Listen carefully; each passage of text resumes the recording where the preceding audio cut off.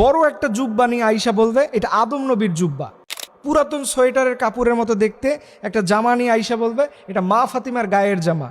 এরপরে দেখবেন একটা টুপি নিয়ে আয়েশা বলবে এটা বিশ্বনবীর মাথার টুপি। আবার দেখা যায় একটা লাঠির মতো কিছু আইনা বলবে এটা বিশ্বনবীর লাঠি। আবার দেখবেন কাচের গ্লাসের মধ্যে একটা চুল দেখা যায়, এটা বলবে বিশ্বনবীর চুল। কেউ আমিন না লিখে যাবেন না, আপনি যদি 10 জনকে শেয়ার দেন আপনার কপাল খুলে যাবে।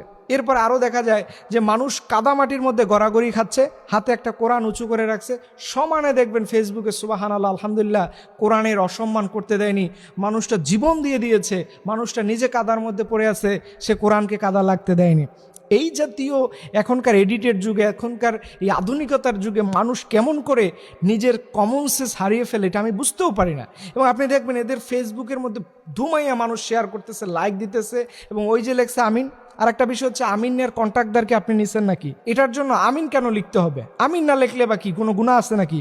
এবং অনেকে বলে দেখবেন মুসলমান হলে আপনি এড়িয়ে যাবেন না। কেন ভাই, মুসলমানের সাথে এটা সম্পর্ক কি? এই সেন্টিমেন্টটা আস্তে আস্তে করে মানুষের মধ্যে ঢুকানো হচ্ছে। মানুষ দেখবেন যিনি আমিন লিখতেছে, সুবহানাল্লাহ লিখতেছে, আলহামদুলিল্লাহ লিখতেছে, ওই লোকটা নামাজের খবর নাই। যেই লোকটা নিজের বাড়ির মসজিদে নামাজ পড়তে চায় না, দেখবেন জুমার দিন হলো অনেক দূরে গিয়ে নামাজ পড়ে। দেখেন জুমার দিনে দূরে নামাজ পড়া যায়, এটা সুন্নাহ পদ্ধতি। তবে নিজের এলাকায় মানুষ দেখবেন শাহজালালের মাজারে যায়, অমুক মাজারে যায়, সমুক মাজারে যায়, সেখানে 2000-3000 টাকা খরচ করে যায়, অথচ ফজরের নামাজটা সে তার মসজিদে যাচ্ছে না। এই যে মানুষের আবেগটা কোন জায়গায় গিয়ে দাঁড়াচ্ছে এখন। এরপরে দেখবেন যে গরুর গোশতের মধ্যে আল্লাহ লেখা, এইটা দেখে তো দুরুস্তুর কারবার, যে গরুর গোশতের মধ্যে আল্লাহ লেখা। আরে ভাই, ওখানে আল্লাহ লেখা থাকলেই বা কি, আর লেখা নাই থাকলে বা কি? এগুলো আমাদের সূক্ষ্মভাবে একটা গোষ্ঠী চাচ্ছে যে ওরা এটা নিয়ে পূজা করুক, কারণ এটা অন্য অন্য ধর্মের মধ্যে আছে যে তাদের ধর্মীয় বিষয়গুলোকে পূজা অর্চনা করা হয়। মুসলমানদের কাছে এগুলোর কোনো ভ্যালু নাই। এই যে আদম নবীর জুব্বা, একটা জিনিস মনে রাখেন, আদম নবীর জুব্বা এটা আসবে কেমন করে? হাজার হাজার কোটি বছর আগে। ওই সময় কি এত উন্নত প্রযুক্তির কাপড়ের টেক্সটাইল ছিল?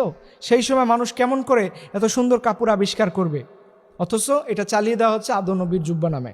তবে একটা জিনিস মনে রাখবেন, এই জিনিসগুলো যারা প্রচার করবে তারা নিঃসন্দেহে একটা গোমরাহির মধ্যে আছে, নতুন একটা বেদাত তারা আবিষ্কার করতেছে। খবরদার, এই জাতীয় কাজ থেকে আমরা যেন আমাদের সবাইকে হেফাজত রাখি। কারণ আপনি যদি একজনে বলতেছেন যে এটা আদম নবীর জুব্বা, এখন যদি ওনার জুব্বা না হয়, এটা একটা গুনাহগার কিন্তু আপনি হতে হবে। এর জন্য সাবধান। আমরা আমাদের এমন কোনো কাজ করতে যাব না যেটা আমাকে ইসলাম পারমিশন দেয় না, এমন কোনো কাজের বাস্তবায়ন করবো না যেটার ব্যাপারে ইসলাম আমাকে সতর্ক করে। সো আপনি কেন করতে যাবেন এই কাজগুলো? এর জন্য প্রিয় ভাইয়েরা, আমরা ইসলামের যে মৌলিক বিষয়গুলো আছে সেগুলোকে মানার চেষ্টা করি। ফরজ, নামাজ, রোজা, হজ, যাকাত, ইসলামী আন্দোলন, সমাজ বিনির্মাণ, এই কাজগুলোকে যেন আমরা অগ্রাধিকার দিয়ে